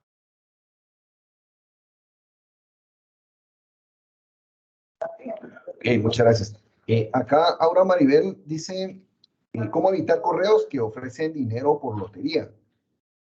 Uh-huh. Por lo general, las herramientas de anti-spam tienen la capacidad de detectar esta clase de cosas. Por ejemplo, si es un correo en masa, o sea, si es un correo que se envió a 750,000 personas, por lo general esto se bloquea, ¿verdad? Porque son correos vacíos. También se analiza el contenido, se analizan las imágenes, se analizan los encabezados, ¿verdad? Muchas veces nosotros recibimos correos que dicen que vienen de un correo, pero realmente vienen de otro, y esto se analiza el encabezado de los correos y de esta forma se bloquean, ¿verdad? Si están teniendo presencia de muchos correos de ese tipo, de se ganó la lotería, ya tiene su factura lista, a veces inclusive los correos llegan y dicen, ah, sí, tengo tu contraseña, es murciélago 1, 2, 3. Esas cosas también nos insta que se comuniquen con nosotros, nos manden correo, porque tal vez podemos apoyarlos en hacer un assessment de correo electrónico y poder ayudarlos a ver qué tanto porcentaje de su correo electrónico es spam. Es bien notable que cuando nosotros hacemos este tipo de análisis, las compañías salen o las instituciones salen con 70-80% de su tráfico de correos de spam. Y esto afecta a nivel de ancho de banda, a nivel de los servidores de correo, a nivel de los usuarios que reciben un montón de basura, ¿verdad? Por decirlo así. Entonces, esto va muy de la mano con la protección de spam, ¿verdad? Todos estos correos. Bien, muchas gracias. Juan Candeo, una consulta. ¿Hay alguna forma de de ser atacado por medio de, ya vemos que nos ingresa un correo, pero nosotros para poder ver el contenido, pues abrimos el correo y entiendo yo que tiene que venir un link que nos direcciona a una página X y ahí es donde entraría el ataque. Solo Exacto. con O un adjunto. ok, solo con abrir el correo, ahí no corro el riesgo. No, es al dar clic al link. Muy bien, entendido. Es a dar clic al link. Y quisiera mostrarles un ejemplo. Vamos a ver si encuentro un ejemplo aquí sumamente rápido.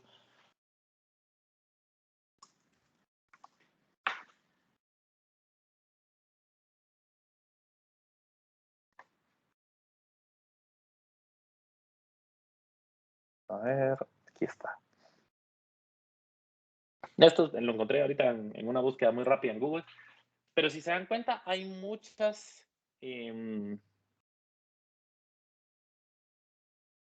banderas, muchas red flags, muchas cosas que nuestros usuarios tienen que entender, ¿verdad? Y que nosotros podemos entrenarlos para eso con un entrenamiento de phishing.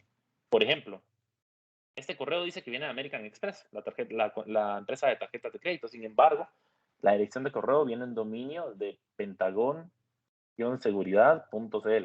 Esa es una bandera roja total. Ver que el correo dice venir en un lado y luego no viene de ese lado. Otra cosa importante es que nos solicita una acción. Esa es una característica de todos los correos de spam. Nos solicitan una acción. Entonces, aquí dice, por ejemplo, por actividades de su cuenta, se suspendió. Necesitamos que verifique su información, ¿verdad? Si solicita una acción, es importante que lo veamos como una mala cosa. Y entonces aquí se haga clic aquí para ver su cuenta. Y muy probablemente, si nosotros diéramos clic en este botón, nos lleva a una página que se ve igual a la de American Express, que es algo sumamente fácil de hacer, solo que no es la página de American Express, y nosotros ahí dejamos nuestra información y ya nos robaron toda la información para accesar a nuestras tarjetas de crédito. Entonces, es muy importante todo lo que nos solicitan estos correos. Nos solicitan realizar una acción, nos dicen que no le digamos a nadie, ¿verdad? Cuando pasan estas cosas, lo importante es que no interactuemos con el correo.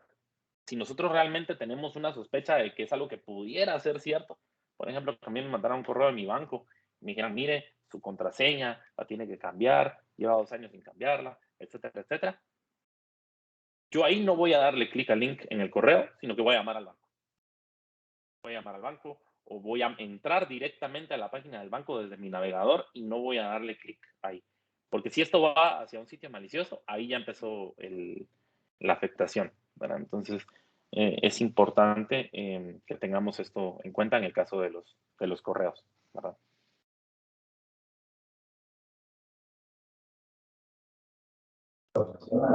Sí, muy bien. Acá dice Jorge Mario Alvarado, dice se pueden bloquear las páginas de internet que redireccionan a los usuarios y qué precauciones deben tener los usuarios de internet para no caer en phishing malicioso. Ok. Pregunta importante, ¿verdad? Básicamente esto viene de un tema de inteligencia. Nosotros, ¿cómo lo hacemos nosotros? Voy a utilizar aquí esto de pizarrón en blanco. Tenemos un firewall perimetral y es el que se encarga de proteger el acceso a los sitios maliciosos. Y tenemos al usuario.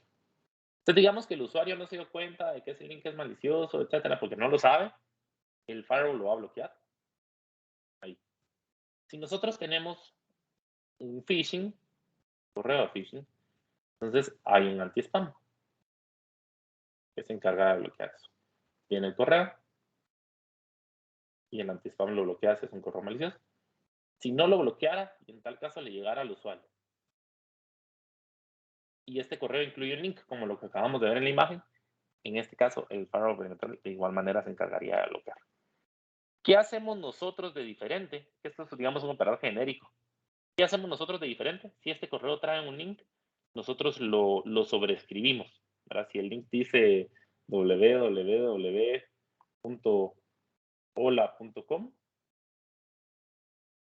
nosotros lo modificamos y le ponemos, por ejemplo, fmail. Punto. Automáticamente esto cambia el link y cuando el usuario le dé clic a ese link, no va a ir a internet, no va a ir con él. Y él va a ir a la inteligencia. En este caso es FortiGuard y va a verificar que la IP a la que resuelve este enlace inicial es maliciosa o no, y en base a eso, él le va a presentar una pantalla de bloqueo al usuario. ¿Cómo recolectamos nosotros esta información? Básicamente, nosotros tenemos una base de datos que se alimenta diariamente en nuestra red de inteligencia. Entonces, por ejemplo, si se dan cuenta, tenemos bases de inteligencia a nivel de antivirus, de protección de IPS, de control de aplicaciones, de IPs, ¿verdad? Y esto se actualiza prácticamente pues, todos los días, ¿verdad? Dependiendo obviamente del tipo de. Pero, por ejemplo, tenemos temas de web filtering, en donde nosotros recolectamos nuevas IPs. Entonces, se dan cuenta, por ejemplo, para la última definición, se agregaron 302 nuevas direcciones, se aumentó la detección para 235 direcciones y se quitaron 172 direcciones que no eran maliciosas. Y aquí, así es la forma en la que nosotros lo manejamos. Y todas estas actualizaciones van directamente hacia todos nuestros equipos de protección perimetral al momento de ser liberadas. Entonces, es muy importante para proteger nuestra clase de cosas que nosotros tengamos una solución de protección y que esta solución de protección esté actualizada, ¿verdad? Y tenga licencia por lo regular, ¿verdad?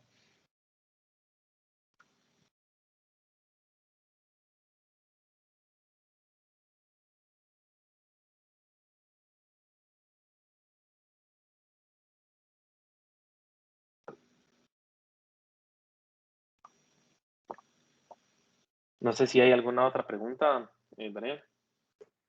Bien, tenemos acá. Dice, ¿cuál sería la sugerencia para educar a los usuarios finales? Ya que es ahí donde podrían darse los mayores inconvenientes y riesgos. Estaba esperando esa pregunta.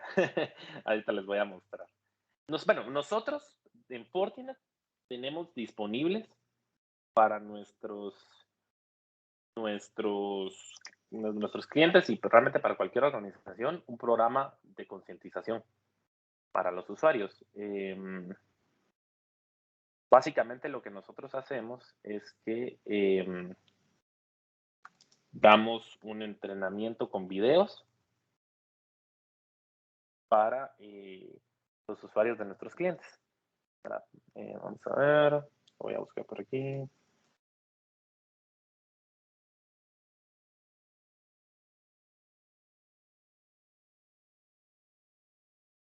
Ahorita se los voy a poner en la pantalla.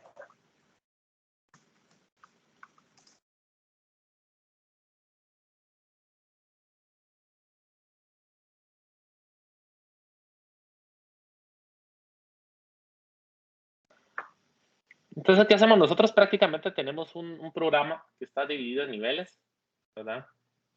Primero, ¿cuál es la información? Y aquí vamos a restringirnos únicamente a los primeros 2 niveles. Esto es lo que aplica para cualquier tipo de usuario.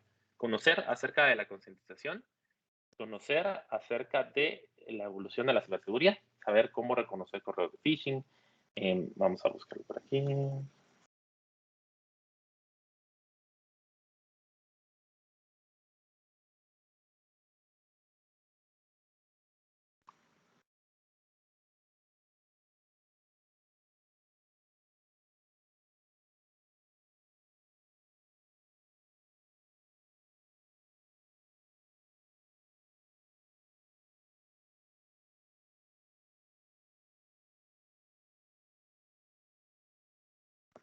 Entonces, ¿qué hacemos nosotros? Prácticamente nosotros atendemos la necesidad de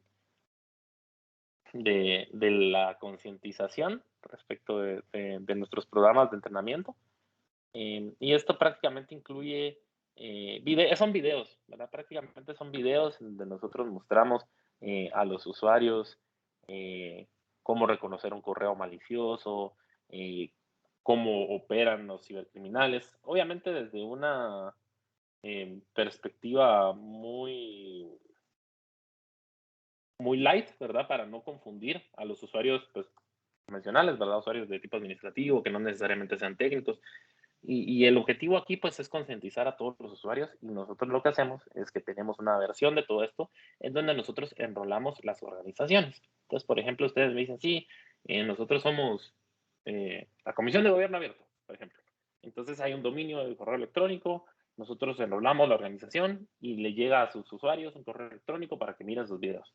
Y nosotros podemos ir monitoreando si lo han visto o no lo han visto, y esto es algo que está disponible de forma gratuita de Fortinet, pues, para todos nuestros clientes en el mundo. Entonces, básicamente esa es la forma en la que lo hacemos nosotros. Hay herramientas que son pagadas también. Pues se definen programas que duran años para estar concientizando permanentemente a los usuarios, ¿verdad? Y quiero mostrarles un poquito acerca del contenido. ¿Qué hacemos acerca de la parte de concientización?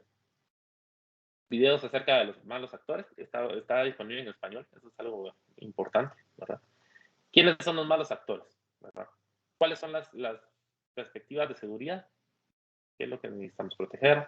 ¿Cuáles son las perspectivas respecto de la seguridad de las contraseñas? Esto es muy importante porque muchos usuarios no tienen una conciencia respecto de la seguridad de los passwords, perspectivas de las amenazas, etc.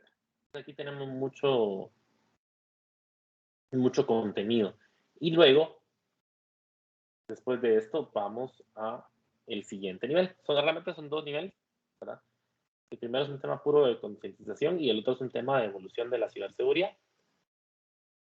Y aquí básicamente lo que nosotros vamos viendo es cómo ha evolucionado el tema, ¿verdad? ¿Qué tecnologías existen en el mundo? Sin embargo, esto ya es un poco más a detalle, ¿verdad? Realmente lo que yo recomendaría para iniciar un proceso de concientización es el nivel 1, que estábamos hablando, ¿verdad? La concientización respecto de seguridad, ¿verdad? Entonces, ¿qué es esto? Prácticamente son videos, son videos cortos, realmente. No son videos muy largos, estamos hablando de 10 minutos, ¿verdad? En donde prácticamente nosotros lo que hacemos es hablar sobre la seguridad de los datos, quiénes son los hackers, y lo hacemos desde una perspectiva muy, muy atractiva para los usuarios, para no hacer esto aburrido, ¿verdad? Y pues vamos introduciendo ciertos conceptos, ¿verdad? Temas de ingeniería social, qué es ingeniería social, qué es malware, cómo se hace un ataque, qué es catalogado como información personal, toda esta clase de cosas que los usuarios deberían de saber. Estas son cosas que no deberíamos de compartir en Internet, por ejemplo. Entonces, hay todo un programa, digamos, que nosotros podemos entregar a las organizaciones en donde los usuarios pueden ver estos videos, empezar inclusive a hacer una verificación de conocimiento después por medio de un examen corto, y etcétera, ¿verdad? Entonces, sí tenemos nosotros un programa para esto. Y si quieren más información o ver cómo podemos apoyarlos a implementar este tipo de estrategias en su empresa, pues pueden comunicarse con nosotros vía correo electrónico y nosotros pues los apoyamos, ¿verdad? Oh, muchas gracias. Por acá, Jorge Manuel Alvarado nos indica, dice, los usuarios por conocimiento o por engaño pueden poner en riesgo los sistemas de computación de Internet. ¿Qué hace cuando se recibe un ciberataque? ¿Se puede usar algún captcha para prevenir los ataques? ¿El backup, en cuánto tiempo es recomendable hacerlo? ¿Y cómo saber qué daño se hizo el ciberataque? Ok, vamos a ir por pasos. Voy a ir de atrás para adelante. ¿Cuánto tiempo nos tardamos o cuánto tiempo es recomendable hacer un backup?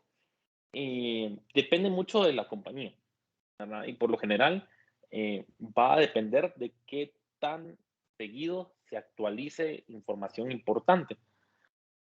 Por ejemplo, estamos hablando de equipos en una compañía de logística. Todos los días se actualizan los pedidos. Entonces, ahí sí, pues todos los días tenemos que sacar un backup.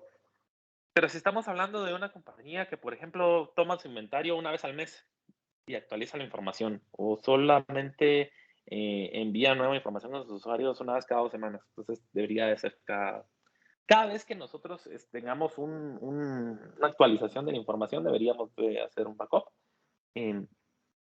La otra pregunta, Dani, era respecto de la implementación de un CAPTCHA. Así me decías. Sí, dice, ¿se puede usar un CAPTCHA para prevenir los ataques? Para prevenir los ataques que están basados en bots, sí, muchas veces eso es lo más apropiado. Cuando nosotros estamos protegiendo nuestras aplicaciones, y esto es muy importante, cuando nosotros publicamos servicios, nosotros somos alguna institución que tiene una página web y la gente entra y hace trámites y cosas así, nosotros debemos proteger con una protección específica de aplicaciones web, estas aplicaciones, ¿verdad? Un Web Application Firewall, por ejemplo. Y de esta forma nosotros evitamos que los malos nos ataquen vía nuestras aplicaciones. Aquí por lo general eso es un CAPTCHA para evitar que bots ingresen a la aplicación y puedan vulnerarnos. Entonces sí, en algunos casos aplica el uso del CAPTCHA. ¿Y cuál era la tercera pregunta que venía ahí, Dan? La tercera pregunta es, ¿qué hacer cuando se recibe un ciberataque? De ahí depende del tipo de ataque. En el marco de lo que estuvimos hablando hoy, exclusivamente de ransomware, por lo general el aislamiento es muy importante, ¿verdad? Que nosotros logremos minimizar el alcance del ataque a una porción reducida de mi red, es de suma importancia. Ahora, si nosotros tenemos algún helpdesk o alguna línea de soporte interno, la directriz debería de ser, si nos llama un usuario y nos dice que le cifraron su equipo y les salió un candado en la pantalla, entonces inmediatamente que desconecte el equipo de la red, ¿verdad? Porque por lo general hay intentos de desplazamiento lateral para infectar otros equipos. ¿Qué debería de ser lo ideal? Pues prevenir, para tener las soluciones en pie para no sufrir un ataque. Pero si ya sufrimos un ataque, sí, lo ideal es de forma activa tratar de reducir el alcance del ataque lo menos posible, pero establecer backups más recientes que se tengan y sobre todo implementar soluciones de EDR o de protección de dispositivos. ¿Por qué? Esto es importante, porque muchas veces los backups, a veces los ataques llevan tiempo dentro de la red y los backups ya tienen el ataque. Entonces nosotros restablecemos el backup y nos volvemos a infectar. Y restablecemos el backup y nos volvemos a infectar. Eso es algo que se ve mucho. Entonces, una combinación entre una respuesta activa que nos ayude a limitar el alcance del incidente, el restablecimiento de copias de seguridad y la implementación de tecnologías de protección de los dispositivos nos ayuda a responder. Prácticamente, a grandes rasgos, eso es lo que queríamos, ¿verdad? Obviamente, a la parte de pues, una investigación apropiada para poder realizar otro tipo de bloqueos, por ejemplo, a nivel perimetral, a nivel de acceso a Internet. Ok, la información que está en la nube también corre riesgo de ser atacada, Juan. Totalmente. Digamos, la nube tiene un modelo de seguridad compartida que pues podemos o no podemos conocer, pero la protección que nosotros deberíamos de tener a nivel de máquinas virtuales, arquitecturas en la nube, debería de ser la misma que tenemos en sitio, ¿verdad? Personalmente he visto casos en los que el ataque inicia en infraestructura de nube y luego viene a la infraestructura física de los clientes, ¿verdad? Porque tenían equipos que estaban abiertos a Internet, en la nube, y entonces uno descuida muchas veces las infraestructuras de nube porque no las tiene uno en su data center, pero muchas veces ahí pueden empezar los ataques, ¿verdad? Y más aún si nosotros guardamos información útil o sensible dentro de la nube, deberíamos de protegerla, ¿verdad? Pero sí, conclusión, sí hay que proteger los ambientes de nube, muchas veces con la misma arquitectura que hablamos de en sitio. En el caso de nosotros, Fortinet, pues nosotros tenemos las mismas soluciones disponibles para la nube pública. Entonces, pero sí, hay que protegerla. Sí, muy bien. Una consulta. Tengo entendido que también en redes sociales, pues, hay algún tipo de phishing, ¿verdad? Donde captan la información del usuario. ¿Hay alguna herramienta o alguna aplicación en donde evite esto o que nos pueda ayudar a evitar esto? A nivel de redes sociales es complicado, ¿verdad? Porque al final pues nosotros como organización no tenemos el control de las redes sociales y nosotros como usuarios tampoco tenemos el control de las redes sociales. Es diferente que el correo, por ejemplo. El correo es de nosotros. Nosotros somos los dueños del dominio, nosotros tenemos el servidor, entonces es fácil para nosotros proteger. Pero dentro de las redes sociales, ahí sí que es la conciencia del usuario, que el usuario sepa identificar si le están queriendo hacer un phishing por medio de un chat. Pero dos cosas muy importantes. La primera es no utilizar correos institucionales para cuentas de redes sociales, muy importante. Y la segunda es a nivel de filtrado web dentro de la compañía, no deberíamos de permitir el uso de redes sociales, excepto para equipos de mercadeo o de community management, ¿verdad? Porque definitivamente yo puedo recibir un chat en Facebook, por ejemplo, y ahí venía el link, ¿verdad? Y es lo mismo que me manden un correo electrónico. Y el usuario le da clic y ya. Si estaba dentro de la compañía o usando la computadora de la empresa, nos infectamos. Entonces es importante limitar el acceso a redes sociales. A muchos usuarios no les gusta, pero es importante también por esta clase de cosas.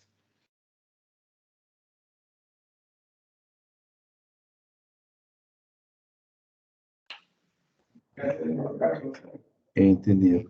Y digamos, en los celulares de las compañías, no hay todavía alguna aplicación o cómo se le podría hacer. Hay, digamos, antivirus para celulares. O sea, nosotros, por ejemplo, a nivel de lo que hacemos con un FortiClient, que es nuestro Endpoint Protection, también lo tenemos disponible para sistemas operativos de celular.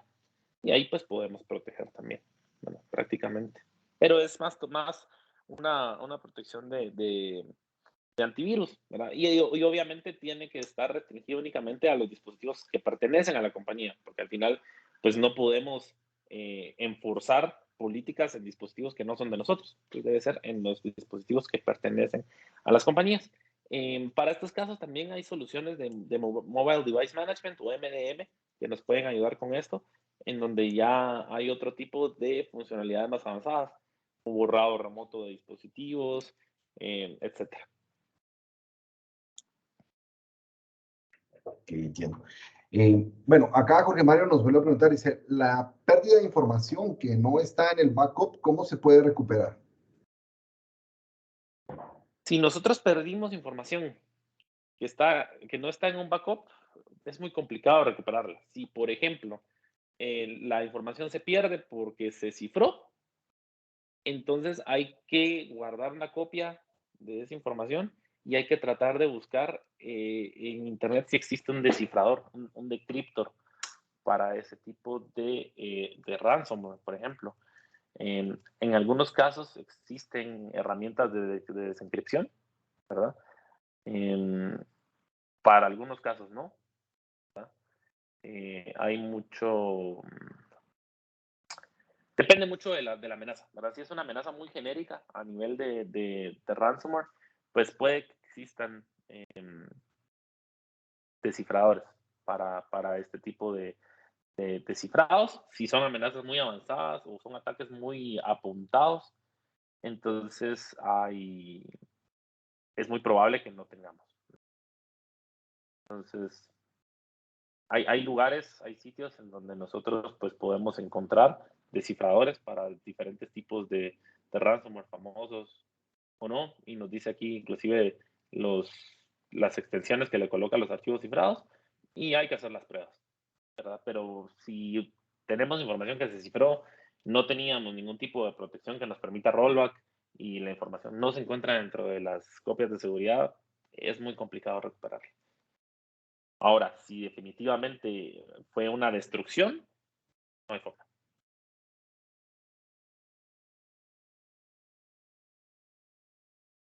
Muy bien. Acá dice, ¿se puede contratar un seguro para las pérdidas causadas por el riesgo de ciberataques? Esa es una pregunta muy importante. En Guatemala no sé si existe aún. En algún momento yo estuve en una conferencia en donde había una iniciativa de una compañía que estaba dispuesta a proveer un seguro, pero había que ver. No tengo clara esa parte, Daniel, eso es algo que existe localmente. Sé que en otros países sí existen compañías que se dedican al aseguramiento de la seguridad, ¿verdad? Pero localmente no sé si existe.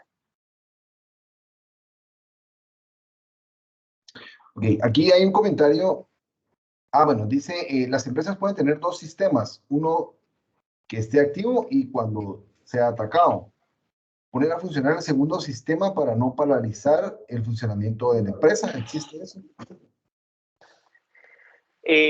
Sí, nosotros podemos tener, por ejemplo, lo que se le llama un sitio de recuperación, ¿verdad? Un data center de recuperación, podemos tener redundancia a nivel de todos los sistemas, sí.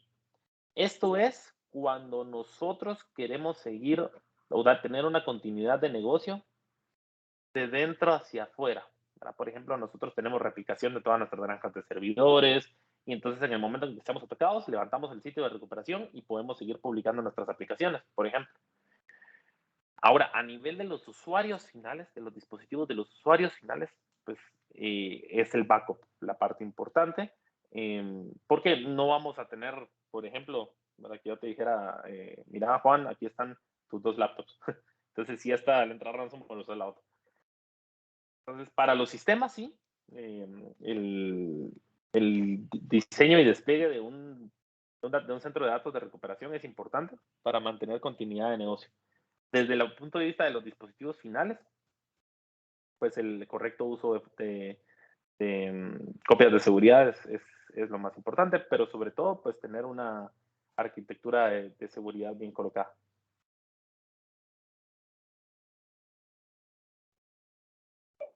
Ya, entendido. Bueno, acá Tito Ordóñez nos pregunta, ¿ustedes son apoyo directo de Fortinet o son de alguna institución?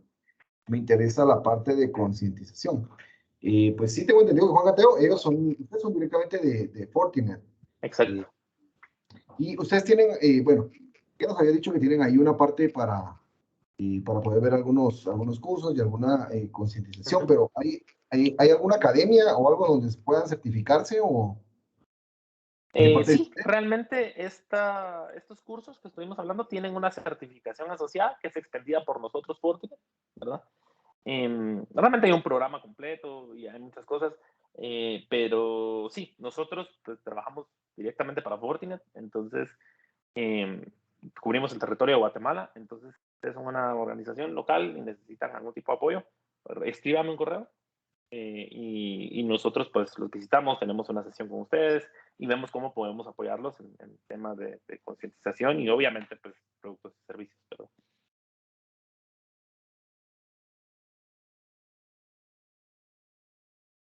Muy bien, excelente. Vamos a ver. Bueno, José Manuel Alvarado dice, en los centros comerciales hacen sorteos y les piden toda la información personal a las personas. Con eso se pone en riesgo la información y pueden hacer mal uso de mal uso de personas desconocidas. Pues considero que sí, ¿verdad? Cualquier información que pueda caer en malas manos, pues se puede hacer mal uso de... Hay que ser desconfiado. Sí. Hay que ser desconfiado. A ver, en el metro cuadrado, ¿qué es lo que deberíamos de hacer? Por ejemplo, personalmente, yo tengo mi cuenta de correo personal y tengo una cuenta que yo le digo la cuenta de correo basura. Esa la dejo en los tickets, en las rifas, cuando me piden información en lugares donde yo sé que me van a mandar puro spam y esas cosas. Utilicemos cuentas de correo alternativas personales.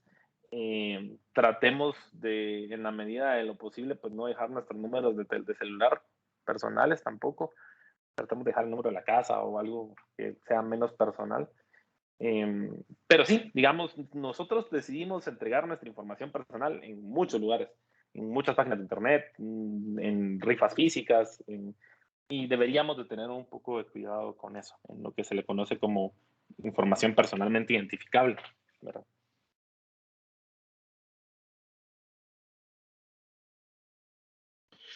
Muy bien. Y acá, pues, Catalina Pérez nos hacía una consulta. Dice, en el Plan Nacional Digital, ¿se tiene contemplado algún proceso de capacitación a las instituciones del sector público para proteger de este tipo de ataques?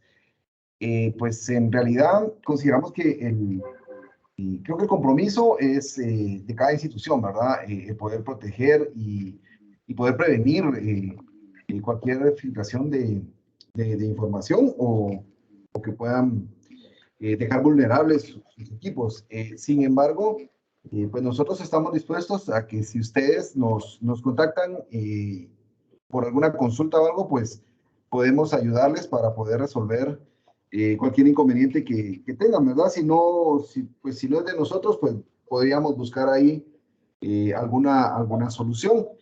Por ejemplo, con los amigos de Fortinet, ¿verdad? Que son los expertos ahí en seguridad. O con la institución rectora. Sabemos que hay una mesa técnica de ciberseguridad, en donde seguramente cuando ellos lancen su plan, pues van a tener contemplados algunos aspectos. Pero sí, con toda la confianza pueden apoyarse en nosotros y nosotros les podemos ayudar a buscar la solución. Pues no sé si hay alguien más que tenga alguna pregunta, pues igual puede levantar su mano y abrir su micrófono.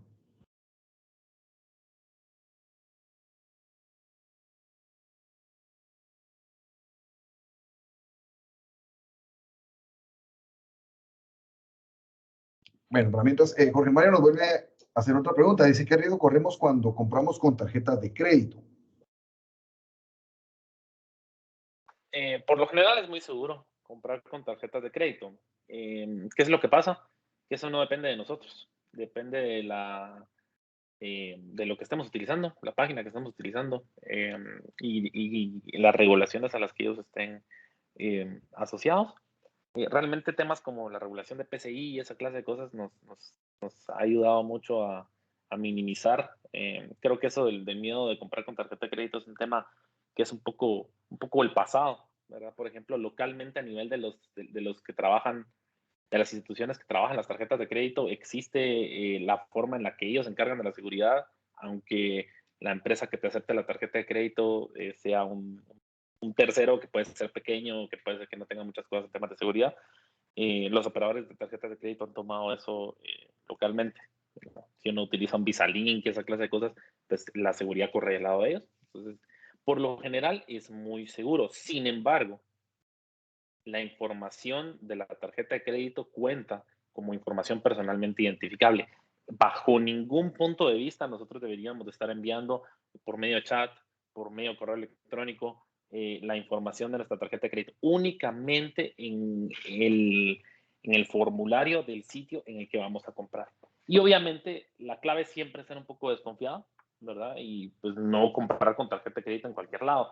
O tener quizás una tarjeta de crédito con un límite de crédito bajo para hacer compras en sitios que puedan no ser tan confiables.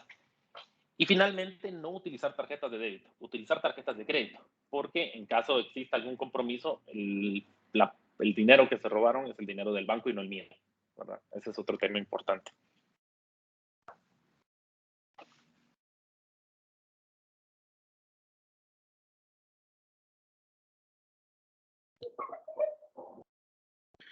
Ok, Giovanni Obando nos dice, ¿podrían brindar un consejo para usuarios finales en ambientes no empresariales? Por ejemplo, en casa, ¿qué es lo primero que se debería tomar en cuenta para proteger equipos de cómputo y de red? Más que todo ahora es más común por el home office, ¿verdad? Si son equipos personales, ¿verdad? Si es tu laptop personal, es un buen antivirus, ¿verdad? Es principal. Por lo general, en casas, lo que hay que proteger son los dispositivos, ¿verdad? Excepto que tengamos infraestructuras de red muy grandes, ¿verdad? Tenemos casas muy grandes, tenemos muchos access, muchos switches, por alguna razón, ¿verdad? Otra cosa que es importante es si utilizamos cámaras, esa clase de cosas, pues no tener publicadas cosas, no poder consultar temas de cámaras desde fuera, porque entonces hasta a veces entran los malos y entonces ya miran qué hacemos en la casa. Es otra dimensión, digamos. Pero sí, la recomendación más básica y principal es, en tu casa, utilicemos un buen antivirus en los equipos, ¿verdad?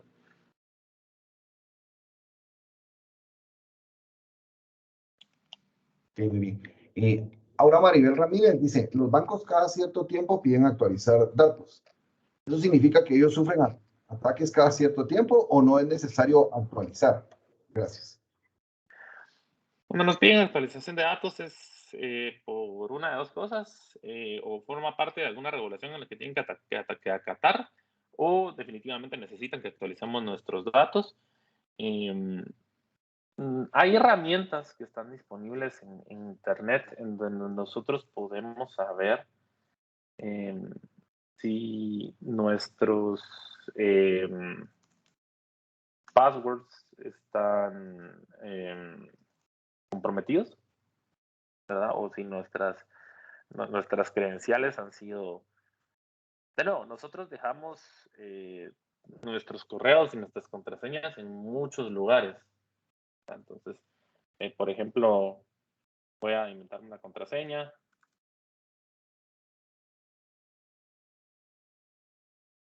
Si se dan cuenta, este password ha estado me lo inventé ahorita, pero ha estado en muchos dumps, ¿verdad? Entonces, a veces hackean a las compañías, se roban las credenciales de la gente y las publican. Entonces, es muy importante que nosotros podamos chequear y, si nuestros passwords están comprometidos y cambiar de password si fuera necesario.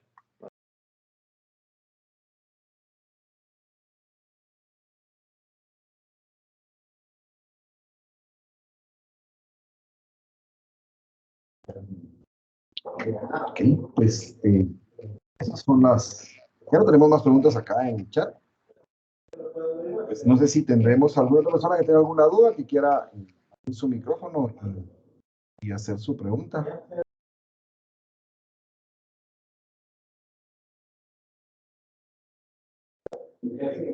Ok, dice Yesenia, sí, podrías colocarnos la página nuevamente para poder chequearlas. Si está Las comprometida. credenciales. ¿Sí? Y ahorita se las voy a poner. ¿Es esta? Es una de muchas, ¿verdad? Podemos poner también nuestro correo personal, ¿verdad? Por ejemplo, mi correo, este que les digo que es correo basura. Se dan cuenta, aquí está, en un data breach, ¿verdad? Podemos aquí checar nuestro correo electrónico, podemos chequear un número de celular, ¿verdad? Entonces, podemos aquí chequear muchas cosas, ¿verdad? Prácticamente. Podemos buscar por dominio, ¿verdad? Por ejemplo, no lo sé, patito.com, y que nos notifiquen cuando cuentas de nuestro dominio pues estén vulneradas. Hay muchas cosas, ¿no?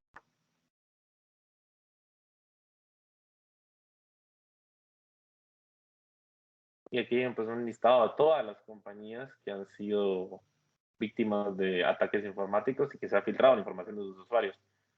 Hay muchas cosas muy comunes, hasta Adobe, hay un montón de compañías principalmente que fueron vulneradas y que se robaron la información de sus usuarios. Entonces es importante pues conocer, ¿verdad? Y cambiar nuestras contraseñas en sitios que puedan haber sido vulnerados, ¿verdad?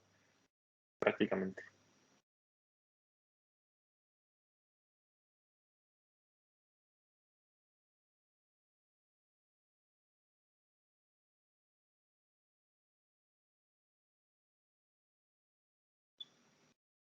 Les voy a poner el enlace en el chat igual.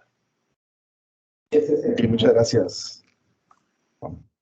Y pues, la vista que ya no hay más consultas, considero que estuvo bastante completa pues acá la charla que nos brindó Juan.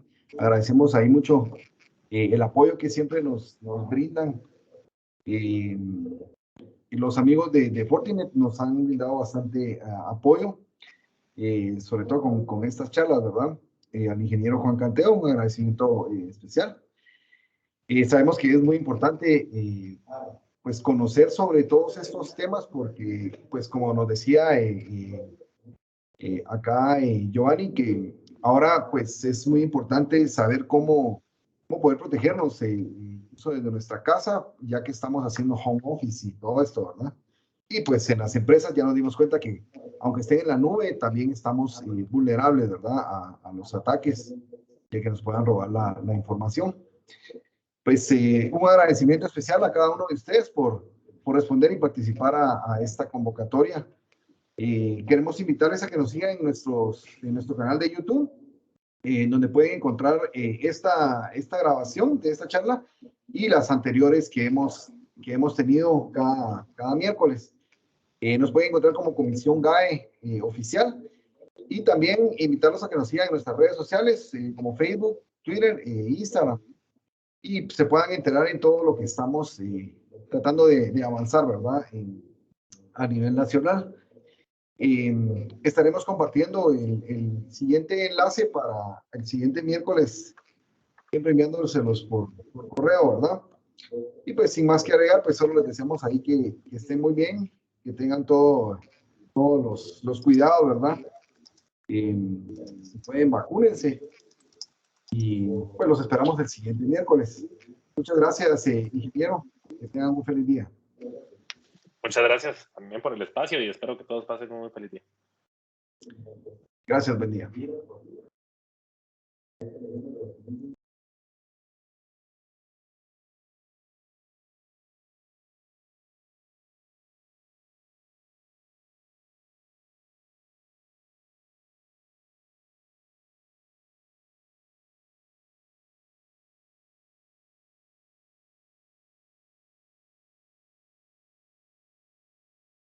Hasta luego, feliz día, compañeros y profesor.